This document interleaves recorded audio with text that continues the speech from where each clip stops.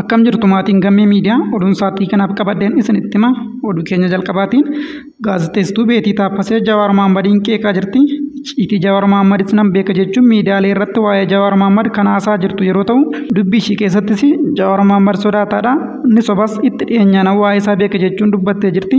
Dubbii Beetiitiif Jawaar Mahaammad deebii kenneera moo deebii hin kennine? Beetiinis sababa maaliitiin isa qeequu eegalte? Dhimma kanarratti oduu bal'aan isiniif qabadhee jira. Haga dhumaatti na caqasa.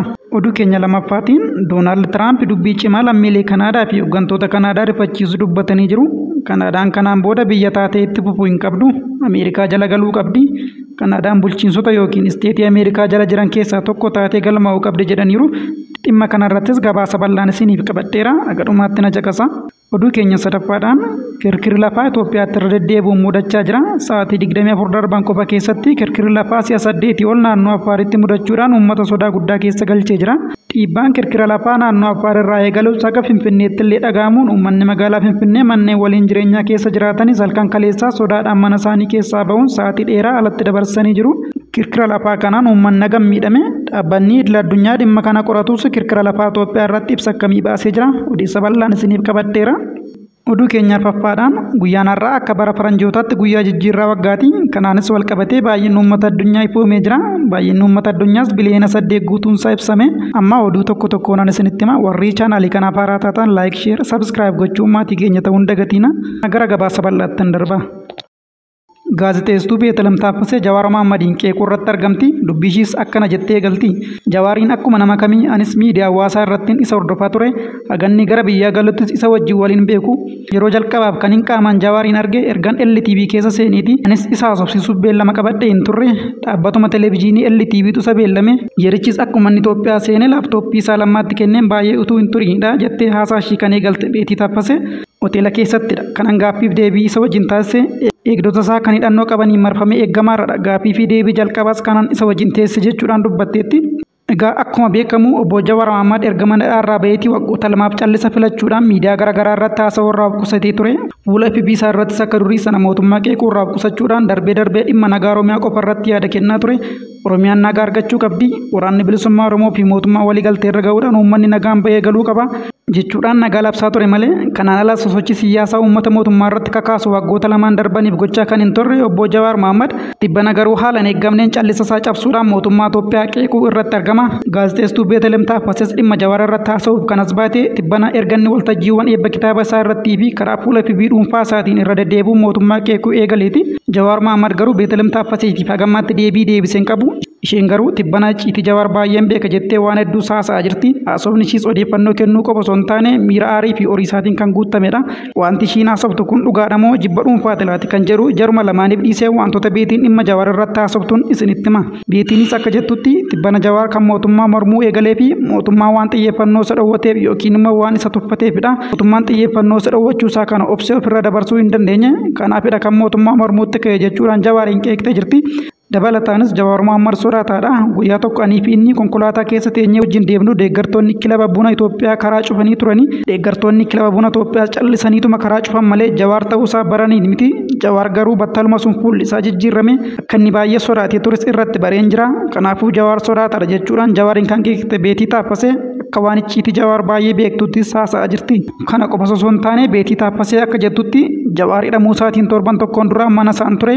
Wayita sunitti inni yaaddoo guddaa keessa ture. Sababni isaas yeroo sana paaspoortii Ameerikaa deebisee paaspoortii Itoophiyaas hin arganne biyyootuma paaspoortii hin gaafannallee deemuuf waqtii koronaati.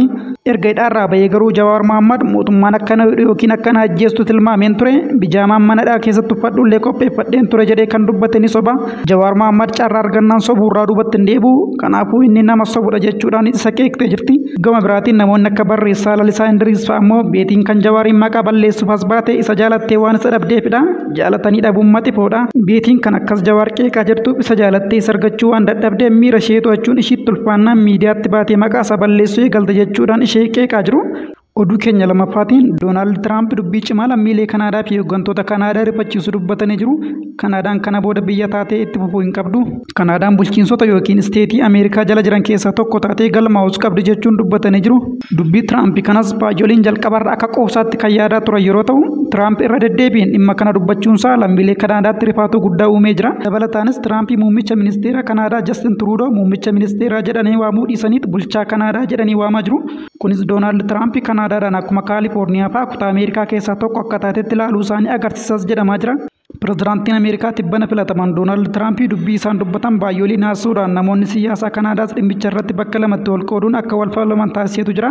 Doonaald Tiraamp Kanaadaan biyya taatee itti fufuu hin qabdu, Ameerikaa jala galuu qabdi, naannoo 51ffaa yookiin bulchiinsa 51ffaa ta'uun Ameerikaa jala galuu qabdi jechuudhaan kan dubbatan yeroo ta'u, lammiileen Kanaadaa fi namoonni siyaasaa Kanaadaa garuu naasuu guddaa keessa galanii jirus jedhamaa jira. Erga Doonaald Tiraamp filannoo miilanaa mo'ateetii rakkoon siyaasaaf diinagdee Kanaadaatti uumamaa jiraachuusaa kan ibse Sky News gabaasa isaatiin Tiraamp ergaa Kanaadaadhaaf ergeen taaksii yookiin gibira dabalataa bulchiinsi Tiraamp tibbana yeroo wayii ta'u seenuu Kanaadaa irratti dabalu Kanaadaan kaffaluu akka qabduu fi kan gochuu kan hin dandeenye taanaan garuu Kanaadaan naannoo Ameerikaa 51ffaa ta'uun Ameerikaa jala galuu akka qabdu akeekkachiisaniirus jedhamaa jira.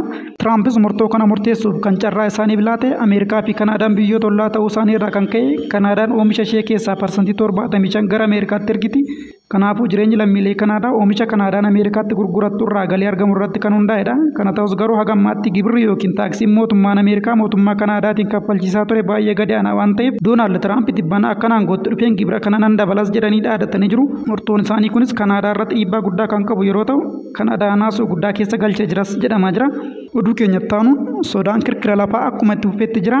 Kirkira lafaa cimaa naannoo Affaaritti mudate manneen jireenyaa hedduun aanaa Dullaasaa keessa jiran akka diigamaa jiranii fi suuqiiwwanii fi ijaarsonni garaagaraa illee akka jijjigaa jiran jiraattonni naannichaa fi bulchitoonni naannichaa miidiyaaleedhaaf ibsaa jiru. Kirkirri lafaa kunis halkan kaleessaa qofa yeroo 8 deddeebi'ee mudachuusaa dhaabbanni sadarkaa idil addunyaatti kirkira lafaa galmeessu beeksisee jira.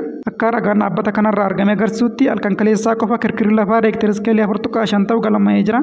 Naannoo Affaar aanaa Dullaasaa keessattis jiraattonni argaman tokko tokko manneen isaanii jalaa diigamu, re'oonni isaanii jalaa du'uu fi qabeenya hedduunis jalaa miidhamuu ibsanii kaleessa galgalaa wayita kirkirri lafaa irra deddeebiin mudatutti uummanni aanichaa hedduun sodaadhaan mana isaanii irraa ba'anii ala aspaaltii irra akka bulan dubbatanii jiru. Oduu taanuun guyyaan har'aa akka bara faranjootaatti guyyaa jijjiirraa waggaati. Kanaanis wal qabatee baay'inni uummata addunyaa ibsame. Bara faranjootaa 2024 keessa qofaa uummanni addunyaa miliyoona 71 dabaluun beekame.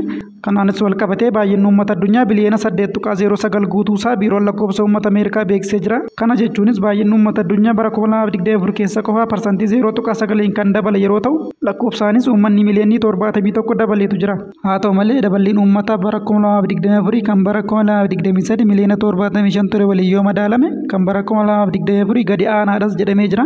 Ameerikaa qofatti bara 2024 keessa lakkoofsi jiraattota ishii miliyoona 2.6 kan dabale yoo ta'u, yeroo ammaa kanas jalqaba bara 2025 irratti lakkoofsi jiraattota ishii miliyoona 341 ga'ee jiras jedhamaa jira. Oduun guyyaa har'aaf isiniif qabadhee dhufe kana fakkaata. Warri chaanaalii kanaaf haaraa taatan sabskiraayib godhaa. Chaanaalii kanarrattis guyyaa guyyaadhaan odeeffannoo dhugaa ta'an kan biyya keessaa biyya alaa argattu. Agammaatti waan na waliin turtaniif galatooma.